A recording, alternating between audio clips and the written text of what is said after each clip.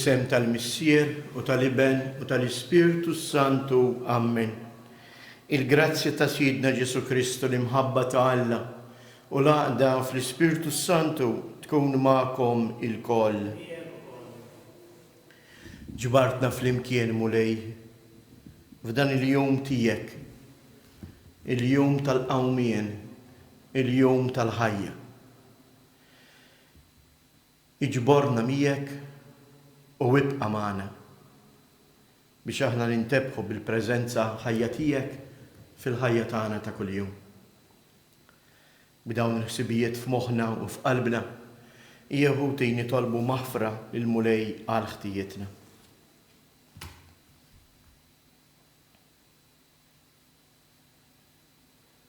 Mulej ħniena, Kristu ħniena, mulej ħniena. Iħenna lina Alla li jista' kollox jaħfrilna dnubietna u jwassalna għal ħajja ta' dejjem. Glorja lill-Alla fil-għoli ta' smewiet u paċi fl-art lill-bnedmin ta' rieda tajba. Infaħruk, inberkuk, nadurrawk, natuk ġieħ. Inroddulek ħajr għal glorja kbira tiegħek. Mulej Alla Sultan tas-sema, Alla Missier li tista' kollox. Mulej Iben waħdini Ġesu Kristu. Mulej Alla ħarruf talla bin il-Missier. Int li tneħħi d-dnubiet tad-dinja ħen għalina. Int li tneħħi d-dnubiet tad-dinja ilqa it-talb tagħna. Int li qiegħed fuq il-lemin tal-Missier ħen għalina. Għaliex inti waħdek għaddejs, int waħdek mulej, int waħdek il-għoli Ġesu Kristu mal-Ispirtu Santu fil-glorja tal-Missier Alla. Amen. Edin nofru dan is-sagrifiċċju tal-Quddisa għal Roħ Francis Vella u Carmela Sant. Nitolbu. U Alla, jifraħ dejjem il-poplu tiegħek biż-żgħożija imġedda ta' ruħu biex kif inti sebbaħtna u ferraħtna mill-ġdid bil-grazzja tal-adozzjoni, ekku kolb qalbna qawwija fit-tama nistennew il-jum tal-qawmien mill-imwiet.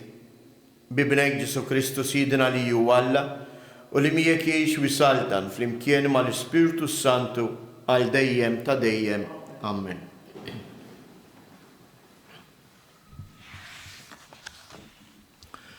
Qari mill-ktieb tal-Atti tal-Apostli.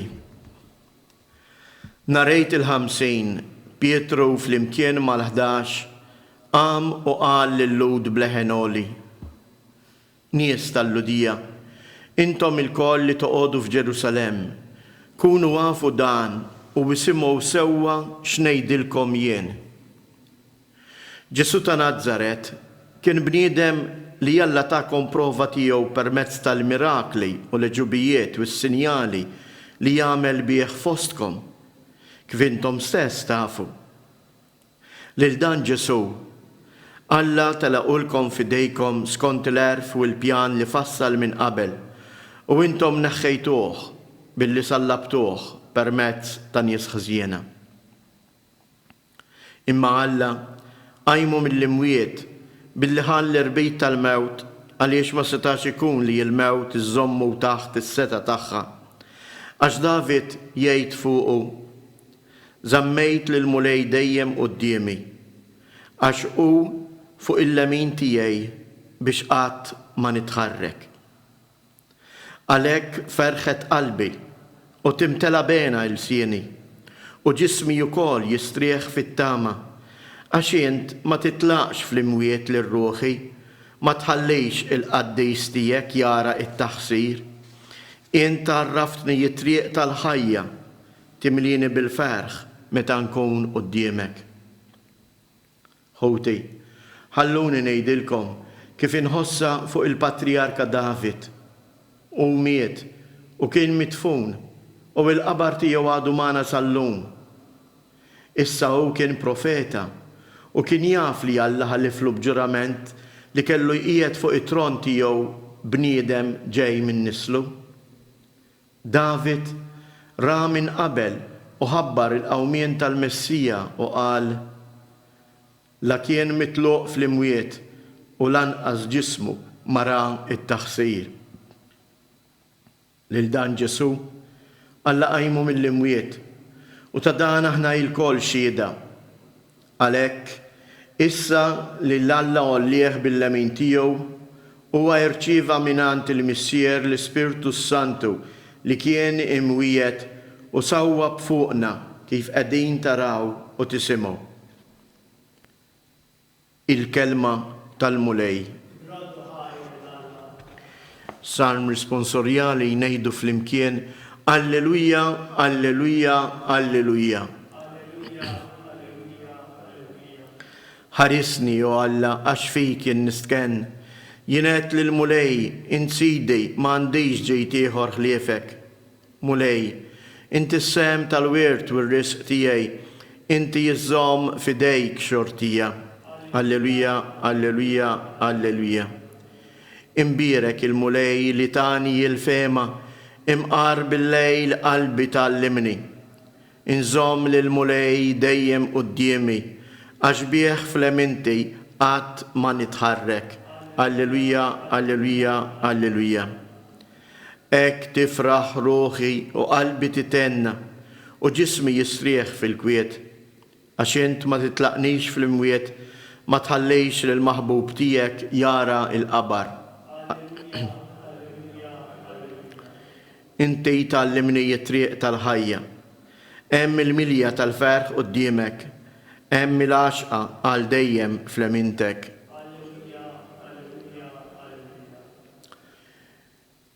Qari mill-littra ta' San Pietru Apostlu. Eżis, jekk intom issejħu missier lil dak li ba ma jħares lejn l-ċuħ jagħmel ħaq minn kulħadd skont l-emil ta' kull wieħed, ejxu fil-biża' iż-żmien tal-ħajja li qegħdin tgħaddu fard barranija. Kunu wafu li jintom kontu mifdija mill-ħajja tagħkom fiera li ħadtu minant misserijietkom, mhux b'xi ħaġa li tintemm bħalma hija il-fidda jew id-deb, imma bid-demm għażiż ta' Kristu li kien bħal ħaruf bla għajb u bla teba. U kien ippredestinat sa minn qabel ma saret id-dinja, imma der fl-aħħar ta' żminijiet minħabba fikom. Bih intom temnu falla li qajmu mill-imwiet u taħ il-glorja. Ek il-fidi ta'kom hija wkoll tama falla. Il-kelma tal-mulej inroddu ħajr lil Alla. Flimkien inkantaw Alleluja, Alleluja, Alleluja. Mulej Ġesu, fissrilna l-iskrittura, ħeġġilna qalbna int u tkellimna. Alleluja, Alleluja, Alleluja. Qari mill-Evanġelju skont San Luqa.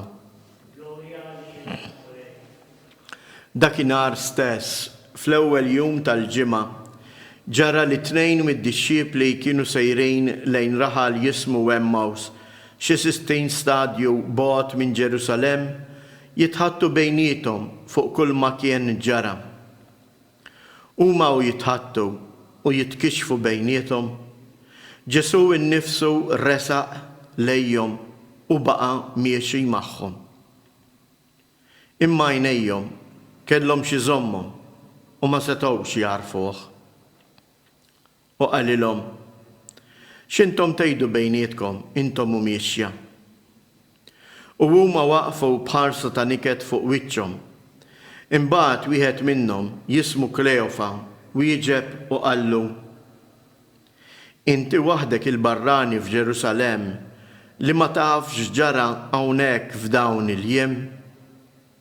X'ġara? Staqsihom Ġesu. Qalulu: dak li ġara lil Ġesu ta' Nażaret, li kien profeta setan fil-Emil, fil-kliem quddiem Alla u quddiem il-poplu tiegħu. Kif il-qassisin il-kbar u l-kapijiet tagħna tawh f'idejn il-gvernatur biex ikun ikkundannat għal mewt u salbuh. Aħna konna nittamaw li ju kien dak li kellu jifdil l-Iżrael. Iżda issa fuq kollox ġa għaddew 3 ijiem minn dawn il-ġrajja. Issa wkoll uħud minn nisa tagħna ħażduna għax marru kmien ħdejn il-qabar u l-katavru tiegħu ma sabuhx. Ġew jgħidu wkoll li dawrulhom xi l-anġli li qalulhom li huwa ħaj. Imbagħad marru ħdejn il-qabar xi wħud minn tagħna u sabu kollox kif kienu qalu n-nisa imma lilu ma rawhx. Qalilhom Ġesu: kemm intom boloħ u tqal biex temnu kull ma qalu il-profeti. Ma kellux il-Messija jibati dan kollu u hekk jidħol fil-glorja tiegħu. U beda minn Mosè u l-profeti ifissrilhom kull ma kien hemm fl-Iskrittura fuqu. Meta qarbu lejn il-laħar fejn kienu sejrin u għamel ta' bir-ruħu li kien se jibqa' sejjer aktar il-bogħod. Iżda huma ġaluh jibqa' magħhom u qalulu: ibqa' magħna għax issa sar ħafna ħin u l-jum ġa wasal biex jintemm. Imbagħad daħal biex joqgħod magħhom. U waqt li kienu fuq il-mejda magħhom qabad il-ħobs, qal il-barka, qasmu u tawlhom. Imbagħad infetħulhom għajnejhom u għarfuh iżda huwa qab minn qudiemhom. U wieħed lil ieħor bdew jgħidu: ma kienitx imkebża qalbna ġewwa fina huwa jitkellem fit-triq u jfissrilna l-Iskrittura? Dak il-ħin stess qamu u reġgħu lura lejn Ġerusalemm. Huma sabu lil 11 u lil sħabhom miġbura flimkien u dawn qalulhom: il-mulej qam tassew u der lil xmun. U huma wkoll tarfulhom x'kien ġarhom fit-triq u kif għarfuh fil-qsim tal-ħobs. Il-kelma tal-mulej. Tifħir lilek Kristu.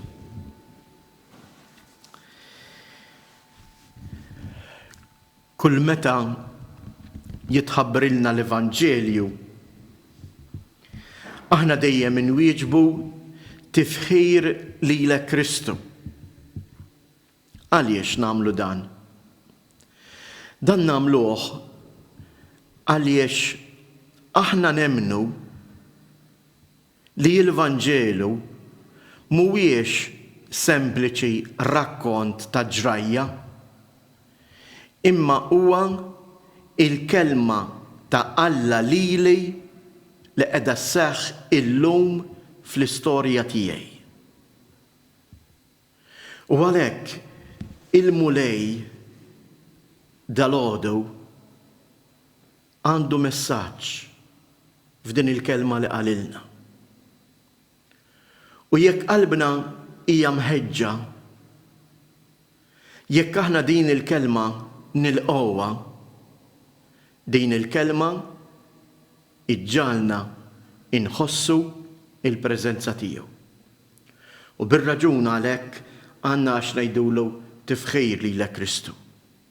Tifħir lilek Kristu għax kif rajna f'din il-ġrajja tad-dixxipli ta' Emmaus, inti tiġi u timxi fit-triq ma' kull bniedem.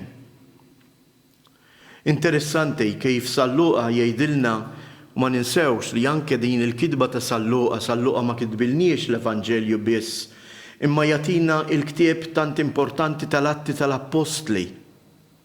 Il-ktieb li jirrakkonta il-bidu tal-istorja tal-Knisja, ta' kif il-komunità ta' dawk li jemmnu jgħixu fid-dinja ta' madwarhom. U għalhekk anke dan il-Vanġilu tal-lum Salluqa f'moħħu għandu li jrid iwaslilna dan il-messaġġ li jiena wint dalgħodu nagħmlu din il-mistoqsija.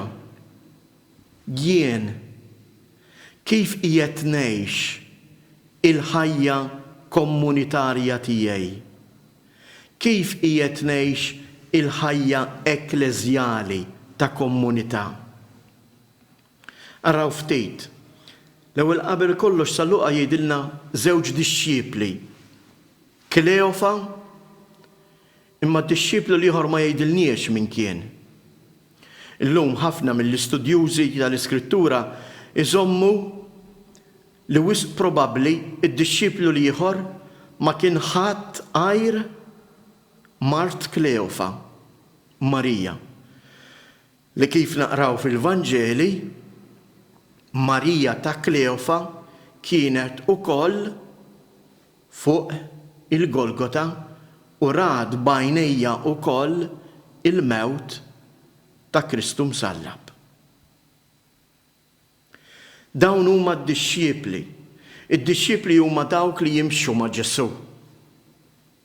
Imma quddiem il-mewt, quddiem din it-traċedja, jaqtaw qalbhom.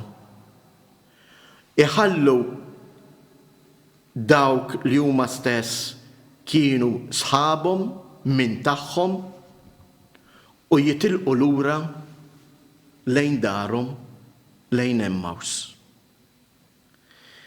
San Luqa ma jagħtinix ukoll l-isem tad-dixxiplu ieħor li kif edna wisq probabbli kienet il-mara ta' Kleofa biex jiena u int impoġġi jismi. Id-dixxiplu ieħor huwa jien. Id-dixxiplu ieħor hija kull familja. Li bħal kull familja fl-istorja tal-fidi tagħha tgħaddi minn mumenti ta' niket, minn mumenti ta' qteħ il-qalb. Meta Ġesu jibda jitħaddet magħhom u jistaqsihom u jagħmilha ta' parsi ma jafx, din insibuha hija xi ħaġa komuni fl-Iskrittura. Anki Alla lil Adam wara d-dnub, Alla jinżel fil-ġnien u saqsih u jgħidlu fejn int Adam? Mhux għax Alla ma kienx jaf, imma għax arid li Adam jistaqsi lilu nnifsu u jgħid imma jien fejn jien fir-rapport tiegħi mal-Ħallieq. U l-istess Ġesu lil dawn id-dixxiepli jagħmlilhom din il-mistoqsija fuq ex qegħdin titħattu. Kien jaf fuq ex qegħdin jitħattu. Imma ried li huma stess jistqarru, joħorġu barra dak li kienu qegħdin iżommu marsus f'qalbhom u f'moħħhom. U x'kienet il-problema tagħhom? Id-dubju tal-fidi. Nixtieq nurikom eżattament x'ngħidu aħna fil-kredu li minn hawn ftit ieħor sejrin nistqarru. Salbuh għalina, bata taħt Ponzu Pilatu, miet u difnuh u fit-tielet jum għamil l-imwiet skont il-kodba mqazza. Din il-frażi kienet ukoll il-fidi u d-dubju tad-dixxipli ta' Emmaus. Infatti jaraw kif jirrispondu. Aħna konna nittamaw. Aħna konna darba nemnu li dan Ġesu huwa il-Messija. Għaliex hu profeta setan fil-Emil, kbir fi kliemu quddiem Alla. Fuq kollox, ġie kkundannata għal mewt għax ġawh fidejn il-gvernatur. Konna nittamaw li kellu jifdi lill-Iżrael, imbagħad ikomplu. Fuq kollox għaddew 3 ijiem u l-ġisem tiegħu, il-katavru tiegħu sħabna ma sabuhx. Konna nemnu, immissa dan warrabnieh. U din in-nuqqas ta' fidi taqtaħħom mid-dixxiepli u jitilqu lura weħidhom lejn Emmaus. U propju f'dak id-dubju il-mulej Ġesu jidħol f'nofshom u jfissrilhom l-Iskrittura. Però jien nixtieq li nirriflettu ftit fuq dak il-ġest sabiħ li jagħmlu dawn iż-żewġ dixxiepli wara li laqgħu f'darhom lil Ġesu, wara li jarfuh fil-qsejm tal-ħobs. U Luqa jgħidilna hekk. Ma ninsewx li kien qed jidlam. Infatti li Ġesu stess jgħidulu ibqa' magħna għax issa sar ħafna ħin u l-jum wasal biex jintemm.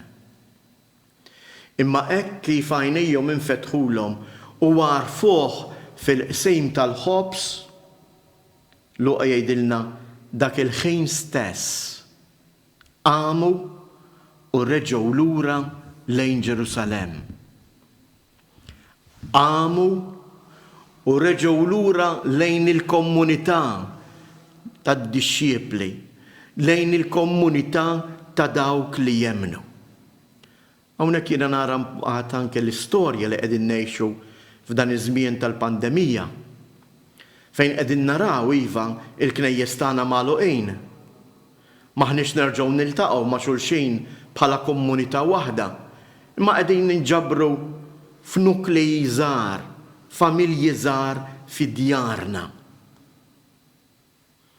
Imma dan qed iservi għaliex eżis.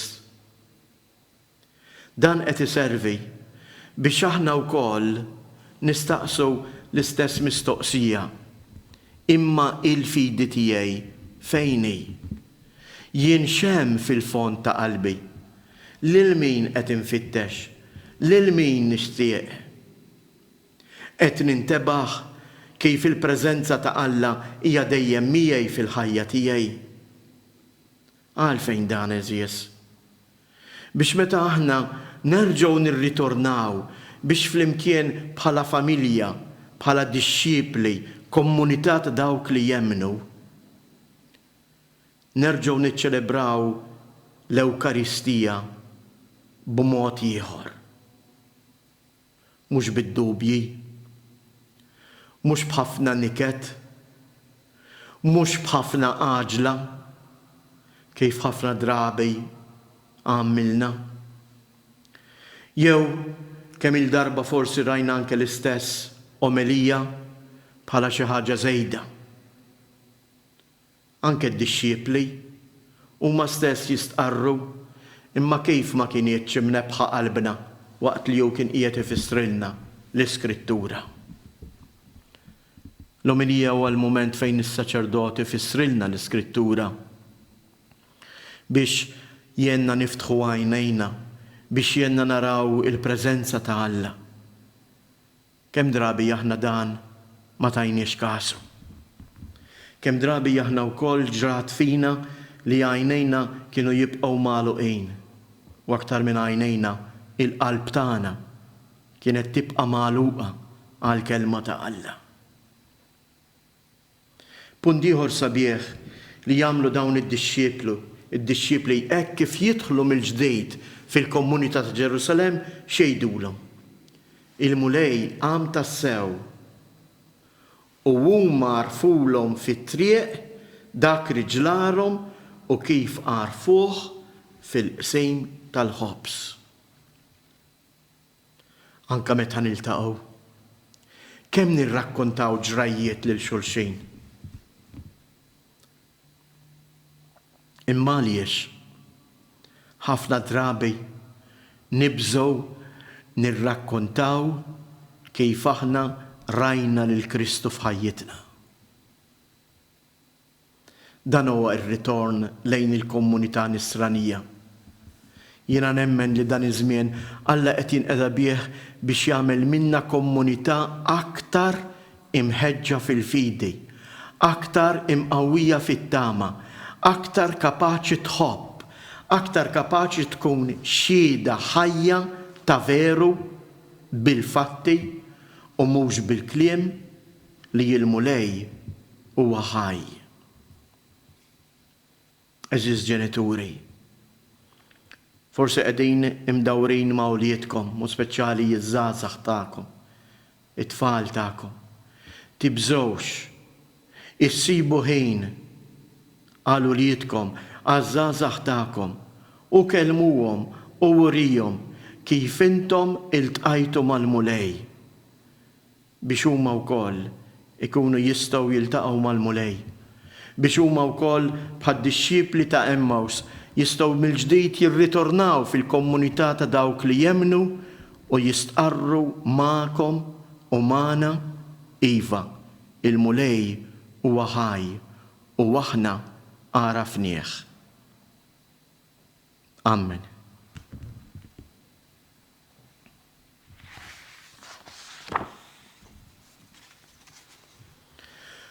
Aħna għarafnieh il-mulej, u għax għarafnieh ejjew aħna wkoll nġeddu il-fidi tagħna u ngħidu jiena nemmen f'Alla wieħed il-Missier li jista' kollox, li ħalaq is-sema u l-art, dak kollu li jidher u dak li ma jidirx, u f'mulej wieħed Ġesu Kristu, iben waħdini ta' Alla, imnissel mill-Missier qabel kull żmien, Alla min Alla, dawl minn dawl, Alla veru minn Alla veru. Imnissel mhux magħmul natura waħda mal-Missier u bih sar kollox. Niżel mismewwiet għalina l-bnedmin u għal-fidwa tagħna, u ħal ġisem bis-seta tal-Ispirtu Santu minn Marija Verġni u sar bniedem. Salbuha għalina bata taħt Ponzu Pilatu, miet u difnuh, u fit-tielet jum qam minn bejn miet skont il-kodba mqazza, u tela s-sema u qiegħed fuq il-lemin tal-Missier. U għandu jerġiġi bil-glorja biex jagħmel ħaq mill-ħajjin u mill-mejtin. U s-saltna tiegħu ma jkollix tmiem. U fl-Ispirtu Santu mulej li jagħti l-ħajja, li ġej minn Missier u mill-Liben, li jum imweġġaħ fl-imkien mal-Missier u mal-Liben, u li tkellem f'hom il-profeti fi knisja waħda qaddisa kattolika apostolika, nistqar mamudija waħda għal maħfra ta' dnubiet, nistenna l-qawma mill-imwiet u l-ħajja ta' żmien li ġej. Amen. Ħatkun illum it-talba tagħna, it-talba tad-dixxiepli ta' Emmaus. Jew hekk fiskiet, aħna wkoll il-mulej ġisew ngħidulu, ibqa' magħna mulej, għax sar ħafna l-ħin. Ibqa' magħna, anzi, idħol fi djarna. Dawwalna bid-dawl tal-imħabba tiegħek.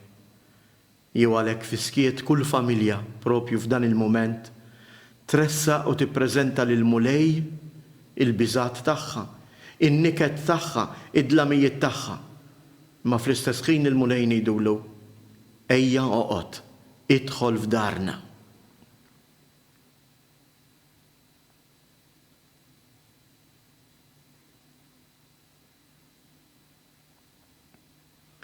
Ilqa' mulej dawn it-talbiet li jiddixxiepli tiegħek minn djarhom qegħdin iresqulek. Ibqa' magħna mulej, għax mingħajrek ma nistgħux nimxu. U bħal David aħna ngħidu, qalbi ferħet u imtliet bilena u ġismi jistrieħ fit-tama tiegħek. Int li tgħix wis-saltan għal dejjem ta' dejjem.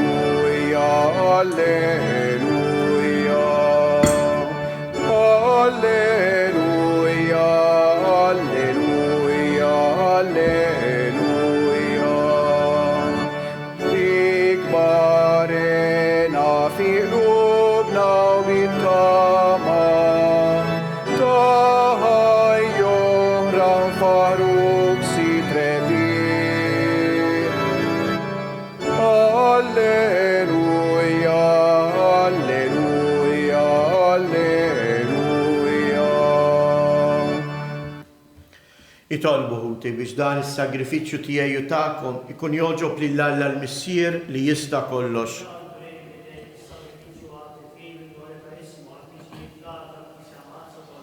il-qamulej l-offerta tal-Knisja ferħana u għatina li tgawdi jilena ta' dejjem int li tant għamilt magħha biex tifraħ bi Kristus Siedna.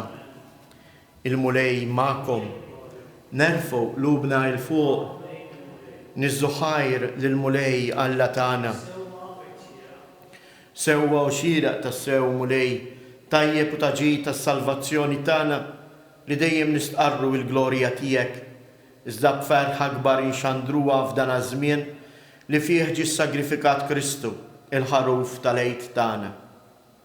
Bieħu li tiddaw li jitwildu għal ħajja ta' dejjem. Bieħ il-bibien tas-salta tas-sema jinfetħu għal fidili, għax il-mewt tiegħu erdet il-mewt tagħna u bil-qawmin tiegħu omna il-koll għal ħajja ġdida. Għalhekk f'dan il-ferħ tal-għid imxerret ma' kull imkien fid-dinja, il-bnedmin kollha jimtlew bilena u l-qawwiet tas-sema s-sitat tal-anġli jinżġu l-innu tal-glorja tiegħek u bla għeda itennulek. Għaddejs, għaddejs, għaddejs, mulej Alla tal-eżerċti, ismewiet u l-art mimlija bil-glorja tiegħek, u sanna fil-għolet tas-smewiet, imbirek minn ġej f'isem il-mulej, u sanna fil-għolet tas-smewiet. Għaddejs tas-sewint mulej, inti lajn ta' kull qdusija. Għaddes għalek nitolbuk dawn l-offerti bil-barka tal-Ispirtu tiegħek biex isiru għalina il-ġisem u id-dem ta' Siedna Ġesu Kristu. Li meta kien se jingħata biex mir-rajħ ibati ħal ħobs radd il-ħajr qasam tal id-dixxiepli tiegħu u qal: ħudu u kulu il-koll minn dan, għax dan huwa ġismi li jingħata għalikom.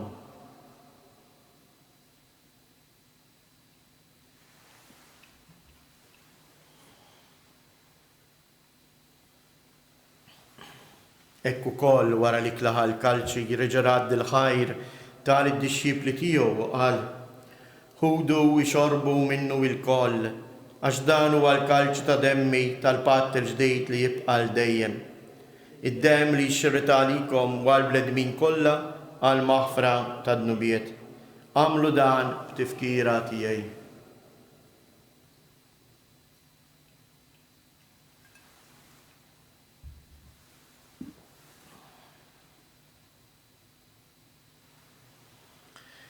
Danu il-misteru tal-fidi, inħabru l-mew tiegħek mulej, inxandru bil-ferħ il-qawmin tiegħek, nistennewk sa ma tiġi fil-glorja.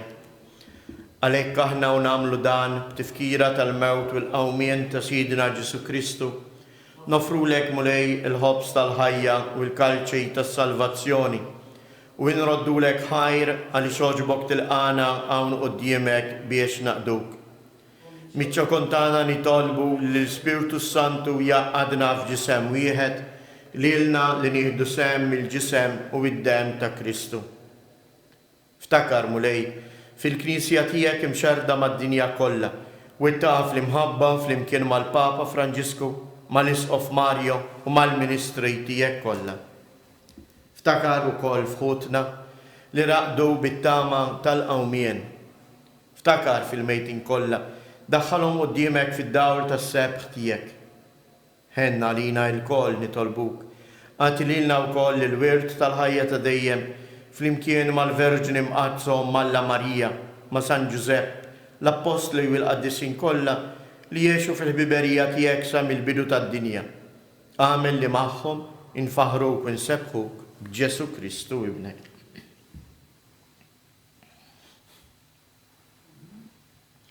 Bi Kristu, ma' Kristu u fi Kristu.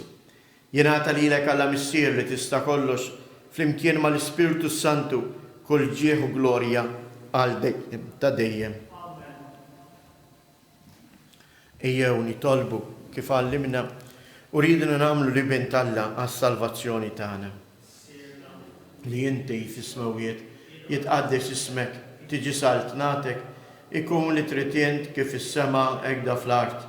Ħobżna ta' kuljum għatina llum, aħfrilna dunubietna, bħalma naħfru lil min ħati għalina, u la ddaħħalniex fit-tiġrij iżda ħlisna mid-deni. Eħlisna nitolbuk mulej minn kull deni. Atina fit-tieba u l-ħnina tiegħek il-paċi fi żmienna biex inkunu ħielsa dejjem midnub, imħarsa minn kull inkwiet, aħna u nistennew u nittamaw ilejna u l-miġja tas-Salvatur tagħna Ġesu Kristu. Mulej Ġesu Kristu li jgħid lill-apostli tiegħek inħallilkom isliem natikom isliem tiegħi la tħarex lejn nubietna. Iżda ħares lejn il-fidej tal-Knisja tiegħek. Għatija isliem u laqda li jien trid fija, int li tgħix wis-saltan għal dejjem ta' dejjem. Il-paċi tal-mulej tkun dejjem magħkom. Għatu l-paċi lil xulxin. Ħarruf ta' Alla li tneħħi d-nubiet tad-dinja ħenna għalina. Ħarruf ta' Alla li tneħħi d-nubiet tad-dinja ħenna għalina. Ħarruf ta' Alla li tneħħi d-nubiet tad-dinja ħatina l-paċi.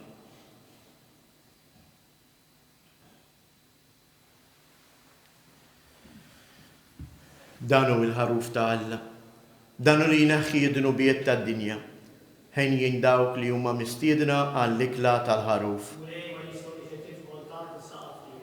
Zdejk il-muħda.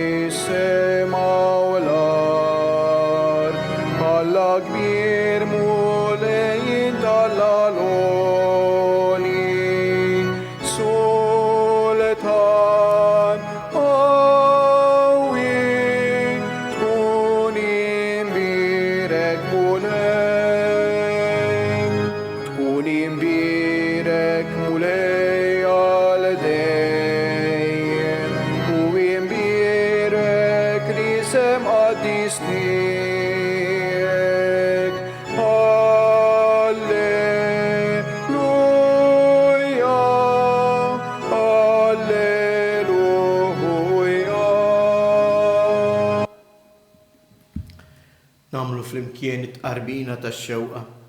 Ġesu, jiena nemmen li inti tinsab ta' bilħaq fis-sagrament tal-Ewkaristija. Irrid inħobbok fuq kollox u fuq kulħadd. Inti taf li nixtieq nirċevik ġewwa fija, imma ġala darba bħalissa ma nistax nilqek ġewwa fija sagramentalment, nitolbok li tiġi fija spiritwalment. Ejja għandi Ġesu tiegħi biex jiena niġi għandek. Ħeġġiġni bl-imħabba għalik biex f'ħajti u f'mewti jiena nemmen fik, nittama fik u nibqa' nħobbok għal dejjem. Nitolbu. Fit-tieba tiegħek mulej ħares lejn il-poplu tiegħek u bħalma oġbok iġġeddu bil-misteru tal-ħajja ta' dejjem għatih ukoll li jasal fil-qawmien mill-imwiet f'ġisem imsebbaħ bin-nuqqas ta' taħsir bi Kristu Siedna. Nixtieq nappellakom eżies ħuti biex illum partikolarment l-awċin imorru jagħtu id-dem. Hemm nuqqas u għalhekk dawk kollha li huma f'saħħithom u li jistgħu jagħtu id-dem dan jistgħu jagħmluh dalgħodu sas-sija ta' wara nofsinhar billi jmordu fil-berġa tal-gvern ġewwa x-Xewkija u jagħtu id-dem. Tinsewx tieħdu magħkom il-karta tal-identità. Il-mulej magħkom. Iberikkom Alla li jista' kollox, il-Missier, l-Iben u l-Ispirtu Santu. Morru u għejxu fil-mħabba u l-paċi ta' Kristu.